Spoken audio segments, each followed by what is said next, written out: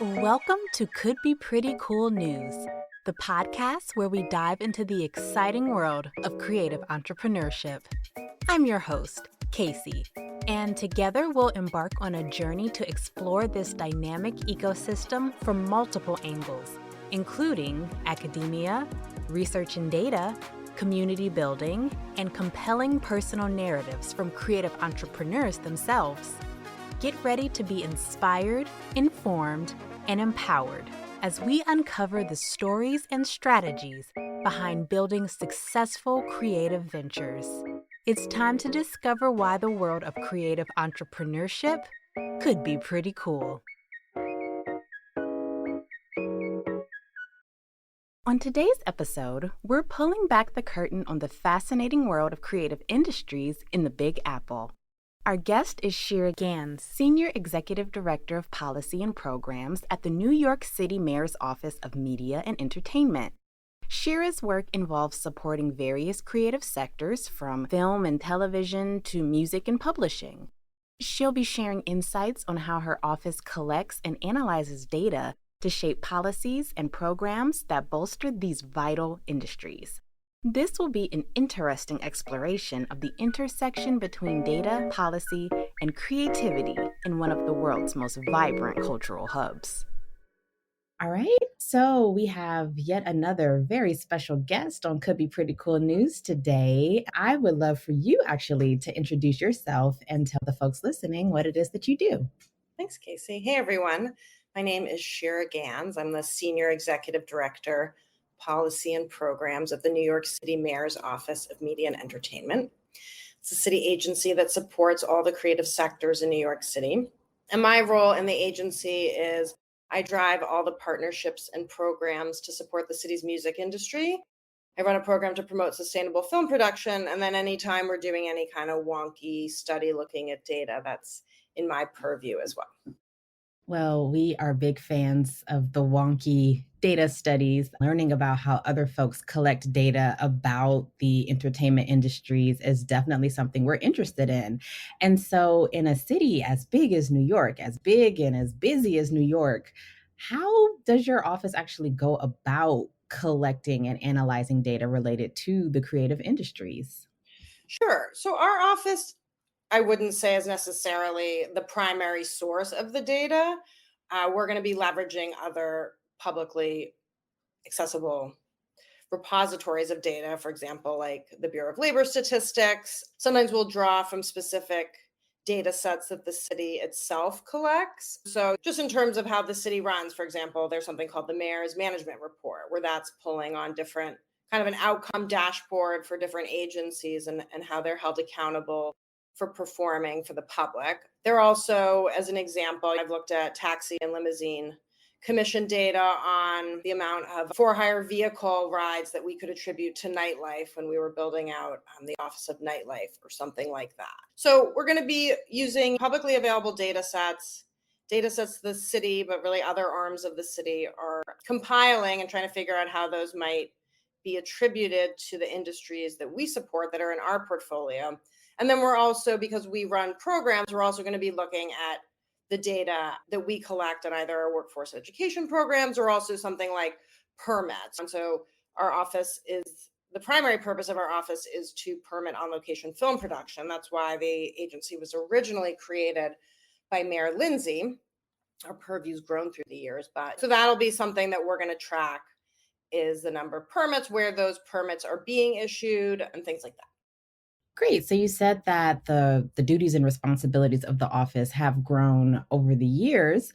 And I'm assuming that's because as you all were collecting this data, you were seeing different needs throughout the city. I'm curious for you, can you give an example of a specific policy or program that was developed or improved based on some of the data that you all collected? Sure. One thing I'll say just as a starting point before even getting there is that anytime we're going to undertake policy work, when the agency either as a baseline or when the agency, as you said, is going to expand, we're going to take on a new industry to support. The very first thing, at least when I do the work, is to commission for an economic impact study. And so that's really to understand a few things. One, it's actually to define the landscape. Well, what is the industry? What's the value chain? What do we consider to be a core component of that industry? And what would we consider to be something that's, say, more of a B2B, an indirect impact? And that's something that is actually a little more tricky than at first it seemed. And there's a lot of, it's my favorite part of the project, is there's kind of feels like you're in college. It's an intellectual discussion about, okay, well, is this core to the industry, or is this something that it wouldn't really be an accurate representation of the output of this industry were we to include that? So we recently did, the most recent study we did was on the publishing industry. And one of the components of the publishing industry is software that allows, say, something like the New York Times to put up content, or something like an only online publication like BuzzFeed to do that. Well, that was, first it seemed like, okay, well, that's integral, right? But then when you looked at the size of that and just the sheer amount of money being spent on that type of software, it really ballooned what it looked like. And it wasn't really helpful because the publishing industry has actually been contracting. The first thing we're going to do is we're going to define what is the industry, and then we're going to look at like the ecosystem around it. So you'd have, what are the core industries and what are the indirect impacts? So that would be, say, for example, with film and television, maybe lumber is an indirect industry because lumber's needed to build the sets, like, but that's not really core because lumber's needed to build a house.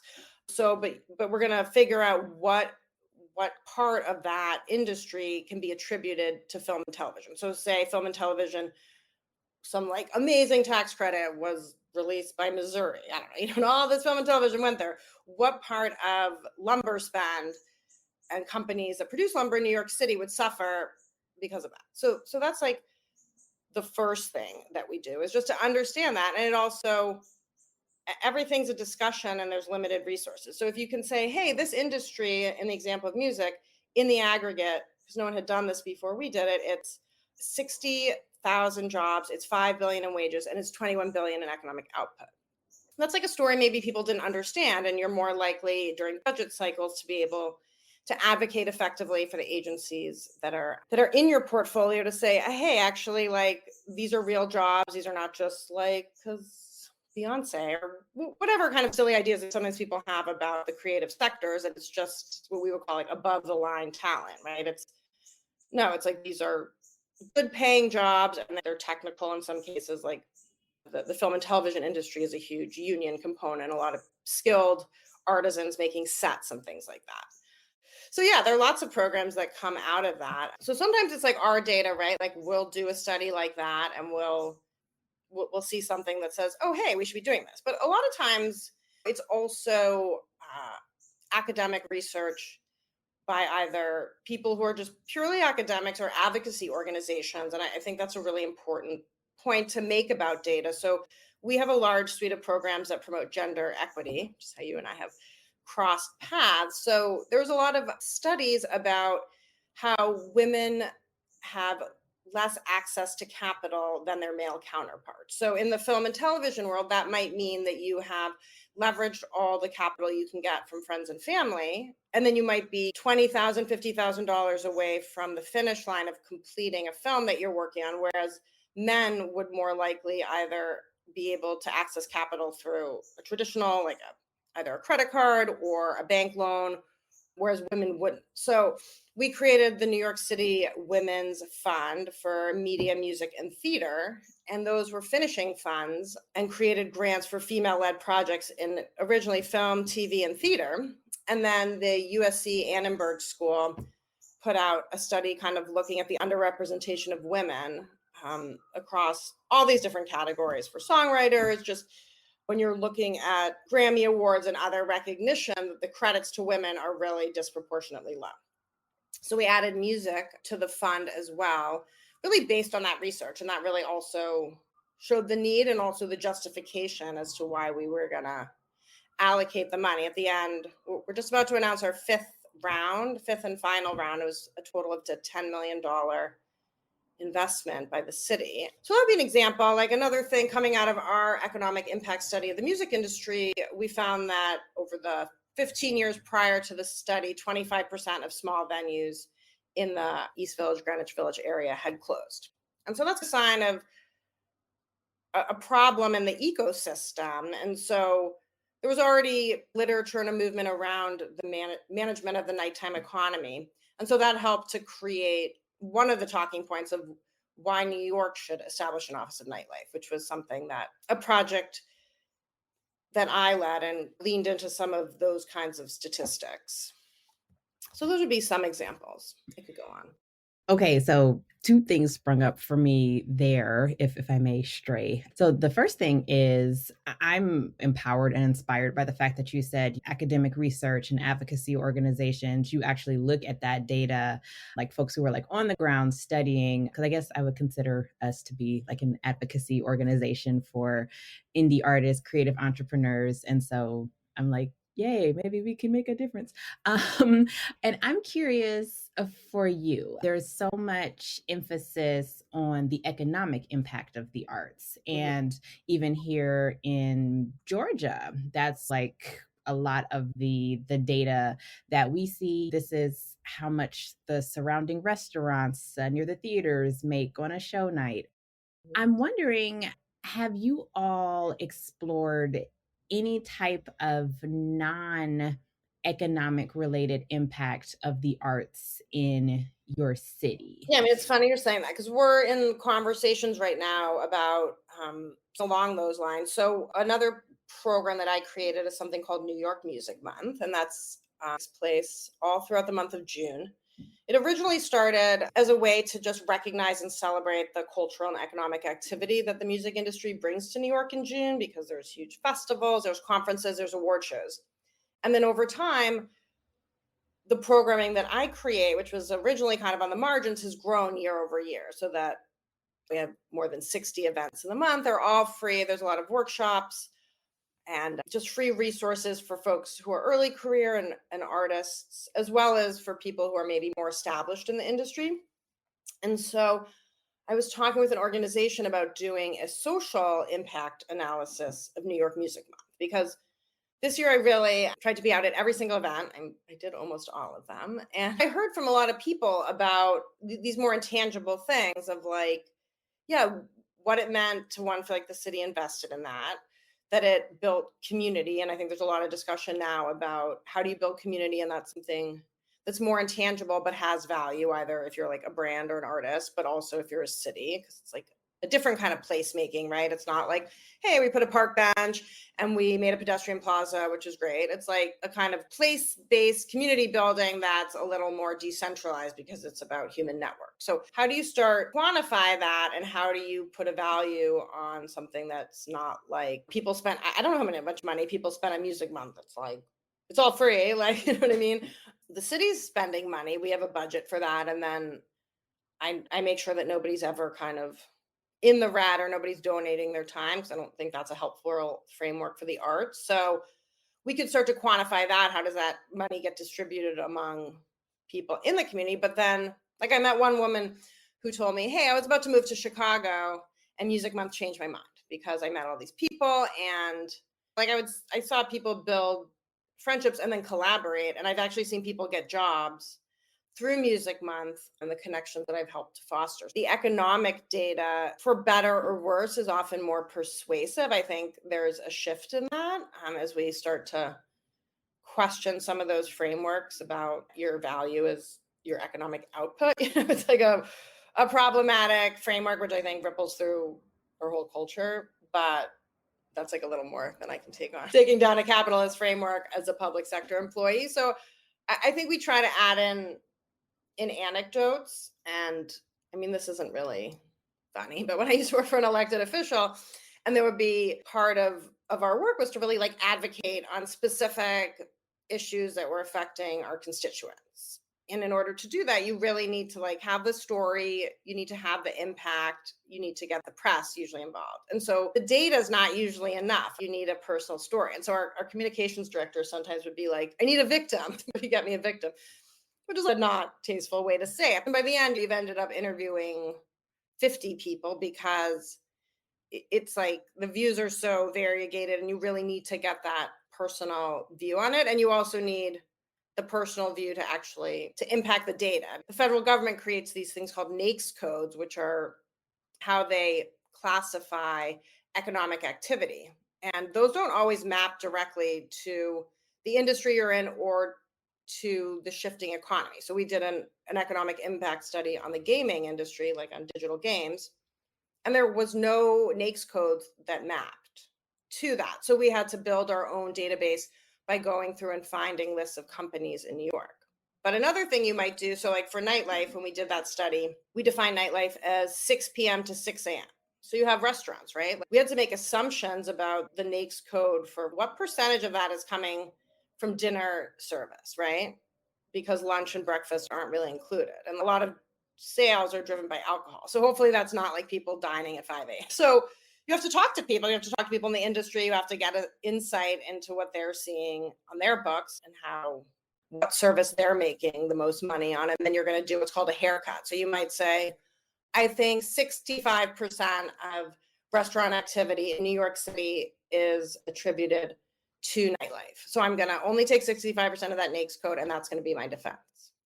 You have touched upon a lot of different pieces leading us into my final question, which is how do you envision the role of data analytics evolving in your office's work in the future? But it sounds like you're already touching on these things. Is it looking at the data in a different way? Is it possibly innovating on new methodologies? Is it counting different beans than are currently being counted? So yeah, just wondering if you had any sort of like final thoughts on how you think data collection analysis is going to evolve for your department in the future. And even if you have like any, I don't know, wishes, I wish that we could start doing this, or I wish that this program could spring forth from our collection. Yeah, I mean, I think one thing which we didn't touch on, which is definitely part of my hope or vision for the future, is program evaluation and how that is budgeted or accounted for. So we have a program called Sound Thinking NYC, which teaches kids in high school about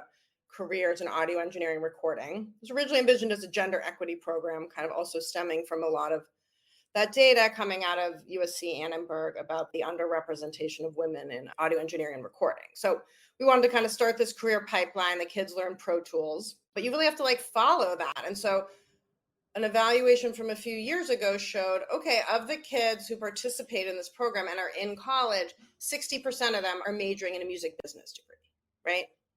And so that to me is like, you have this tension between kind of outputs and outcome or impact. And so a lot of times in government, output is confused for outcome. So it'll be like, for that program, it's like 900 kids participated in this program from over 105 high schools, like 90 companies had an opportunity to engage with the program. So those are all great outputs, right? You could kind of leave it at that, but that isn't clear if that's going to be an outcome, right? So what if like none of the kids ended up going on? But we can't really stop there. We're going to have to follow it to see what happens to them. And there's not always an attention span for that because administrations change or you're on to the next thing. So I think, at least in that case, like I write into all of my program requests for proposals when people are bidding on that there has to be an evaluation. A lot of times that's not there. So I'm working now to do an evaluation and figure out what for the women's fund. And that's like, okay, well, how do we actually evaluate that? Is it just, did a movie get picked up for distribution? Did an album hit this number of streams? Or is it something more, was there an attitude shift? Was there something that affected that artist and feeling that they were recognized? And does that matter? So we had another program called the Animation Project that teach justice involved youth about computer animation, but it also had art therapists, and these kids are in middle school. So it's like hard a little bit to frame it as workforce, but some of them move forward with the program and the kids who end up having a really innate talent, there is a career pathway that we support. But when we were doing the evaluation, which I also was like, we have to do that. We kind of did before and after studies. And so one way to do it is just like, okay, what did they know about the computer animation software in the beginning? Like nothing. Like how proficient are they at the end?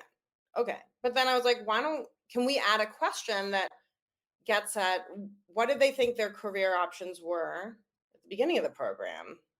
And then what do they envision for themselves at the end? And what we ended up seeing was these kids who had been justice involved, who are from not resource communities, having this experience, being able to work in a group, and then having the experience of telling their story through a medium that resonated for them, gaming, just broaden their horizons. They now could envision for themselves career paths or things that were possible. And I don't know, because we haven't done another study, but my feeling about that is those kinds of things can change a kid's life, and not just because they learned a computer skills, that you're kind of investing in them in a way that changes their self narrative. And I think being a musical artist, like a very challenging experience, or a filmmaker, or any of these things. And so I think one of the things that I hear when I'm out, like in the field, but I'm actually interacting with people who are participating in the programs I create, is that it's very meaningful for them that the government cares. And that I think I can be jaded about that because I work in the government. I have for so long that I'm like, okay. But like, for an artist to be recognized by the mayor's office, or for Sound Thinking, they do this like showing at the end of each cycle where they've made a piece of music or a beat or something, and I come and I listen. And it's like, for the kids, that someone shows up who's an official and is there to listen is like confidence building, and it again creates like a sense of community. So I think like finding a way to tell those stories and not just have everybody reduced to like, well, they retained this job for this long. I just think you have to look at it a little more holistically and also interconnectedly. Like, I think there's a lot of conversations like, oh, the economy is good, right? Because like the stock market's doing good. Why is everyone miserable? Maybe because those people don't have stock. They like have a minimum wage job, or maybe we need some other metrics of how we define that really connect people's lives.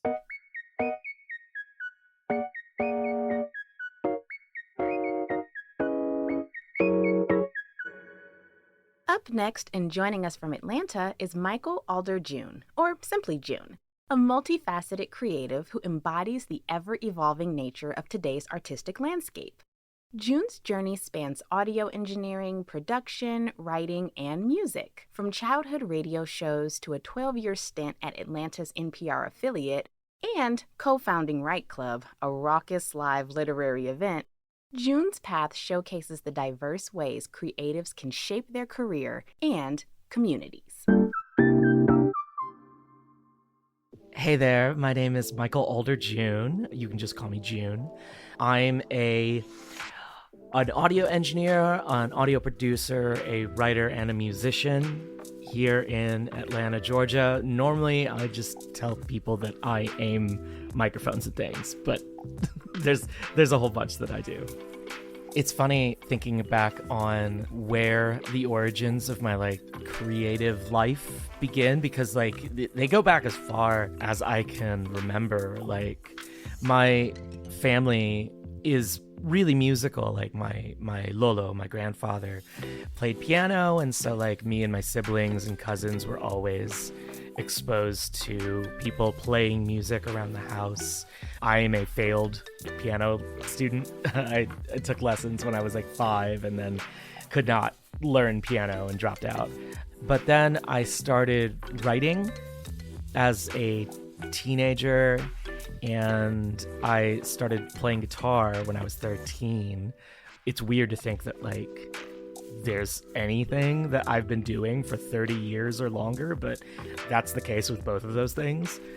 But one funny thing is that like talking to other people who were public radio producers who are around my age and who grew up in the 80s and 90s like I did, is that there was a weird common theme between us, and that is that so many of us recorded our own like pretend radio shows as children with like boom boxes or karaoke machines in my case, because I come from a big Filipino family, so of course we have a karaoke machine in the house. And so yeah, me and my cousins would get together and we would get blank cassettes and we would record skits and make up songs. And I've got a bunch of these like old cassette tapes of us making radio shows when we were children that I am never ever going to let anybody hear, but I like knowing that I have them. So yeah, pointing microphones at things is something that has been just something that I did since literal childhood. So yeah, making the leap from doing it because it's something that I played with as a child to actually being a professional in radio and podcasting, it took me a long time to put two and two together that, oh yeah, no, you can actually, this can be a job. One, because it was never suggested that a job, you say the word job and you just think like doctor, lawyer, somebody who works in an office, somebody who works at a grocery store or whatever. You never think, oh yeah, no, the person who makes those like 30-second promos that you hear on the radio, somebody has to write and make those and make all of those sounds. Like nobody ever says, oh, that's a job too. You don't get that on career day. You get firemen and stuff. And so like I went to college originally for theater, surprise, and then switched my major to creative writing, focused on that for a while, and then eventually went to the Art Institute of Atlanta to get a degree in audio production. And I learned how to record, learned how signal flow works, learned how to edit audio digitally and all of that good stuff. And it wasn't until I was almost like done with the program there when a producer from the local public radio station, the NPR affiliate here in Atlanta, WABE, came and visited our school because he was looking for editors. And my professors must have been like, go talk to that nerd. Because he came and talked to me. Dave came and talked to me and was like, hey, we need you to come in for a day a week to edit stuff together. And I was like, bet, yeah, I can do that. And as soon as I walked in the door at WABE, it hit me like, oh, of course, public radio. Yeah, theater, writing, audio, all of those things add up to NPR. This is where I'm supposed to wind up. And I feel like I almost like tripped sideways into that gig. Started off a day a week and eventually was there so much that they just had to give me a job. They had to make up a job for me. And I held fast and stayed there for like a dozen years. So of course, as a ever restless creative and somebody who's still just a kid playing around with cassette tapes, just on a much bigger scale, I couldn't just do like my job and then go home. Like I have other projects. One of which, the biggest of which, the one that has taken up the most time in my life and the one that has been the most rewarding for me is this thing called Write Club. Write Club is a combative live literary show, which kicks the ass of most any poetry reading that you care to name. Basically, each month we book 6 writers, we pair them off against one another, we assign them opposing concepts to write about: here versus there, fate versus free will, blood versus bone, up versus down, that kind of thing ad nauseum. And they get a couple of weeks to write, and then on the night of the show, we put them up in front of an audience that's been jazzed up with booze and loud music, and we give them 7 minutes apiece and 7 minutes only to read in front of our crowd, and then the audience picks a winner. It's like a poetry reading in the same way that a piano recital is like a Sex Pistols gig. It is loud, it's raucous, we're asking audiences to scream for writing, and it has definitely filled in the hole that was left by me leaving my writing program in college. It has taught me more about writing than almost anything else, and it has connected me to my city and to this community of writers in a way that I never would have gotten otherwise. It's an incredible joy that I have this in my life. So I'm not from Atlanta originally. I'm originally from Michigan, a city just outside of Detroit called Warren. And I moved to the South when I was 9. And being a transplant from the North, being weird shrimpy brown kid, and being a trans girl, I have this amazing inability to feel like I fit in anywhere. And so I never would have I never would have thought that I could come into a city like Atlanta and have any sort of effect on the culture here. I would never have set out to do that, because who the hell am I? But just doing this weird little show that I do with my bestie, Nick Tukoski, and one of my really good friends, Danny Hurd, we've been doing the show now for 14 years. And one of the really cool things about Atlanta is that, I mean, yes, we are a competitive live literary blood sport. It's not like New York. It's not like LA. We're not up against 17 other competitive live literary blood sports. It's just us. And if you're willing to do something and stick with it here in Atlanta, Atlanta's probably gonna let you keep doing it. We've managed to move around from venue to venue as we've evolved, and as the city has evolved and knocked down our former homes. And the audience wants us to keep doing it. And so who am I to argue with that? And so, like, in that time, it has surprised me that we have had our tiny little thumb on the enormous scale of the culture in Atlanta. You know, our weird little obnoxious show, it means a lot to a lot of people in our little corner of the city, and that means the world to me. My habit as a creative person is I'm just gonna keep making stuff. Just make stuff. Like, don't wait for permission. Don't ask anybody if you can or not. Just make stuff, put it out in the world. Things that you're proud of. And that's what I intend to keep doing. One thing that I've started doing in the last few years that I'm like really stoked about is more and more people have been asking me to write music for them, which is incredible.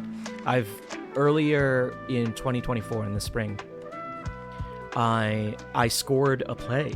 My friend Frankie was directing a show called Small Mouth Sounds with their theater company Burning Bones Physical Theater, and I wrote an album-length score for this show, and it's work that I'm like incredibly proud of, and it's also something I'd never done before. It was really cool. And I've had other friends, like I did live scoring, live improvised noise guitar basically for my friend Kit. They did a performance at the Atlanta Fringe Festival, and I was like so happy to be a part of that. Yeah, times are weird for being creative, but they always have been. People in creative fields have always bounced from job to job, always been a little bit insolvent, always been a little bit not the most stable in terms of like income or employment, and some of us thrive on that, and that's amazing. I hope I'm one of those people. But the thing I think that maybe helps make it tolerable, if not easier, is community. In addition to just making stuff and continuing on with your work, find your people. If you can find your weird gang of other people who think somewhat like you and a lot not like you at all, who will help you do your weird thing and who want your help doing their weird thing, and then your weird thing becomes our weird thing. And one thing that I do not remember where it is that I read this. I feel like I absorbed this through osmosis or through just experience, is that like people don't become famous, communities become famous. Community is everything when it comes to the arts, and you need to find your people, if only because the life of an artist, especially a writer, can be isolating and lonely, and you're gonna need somebody to occasionally cook dinner with. And if you can fill a table with delightful weirdos, man, I feel like you've kind of made it.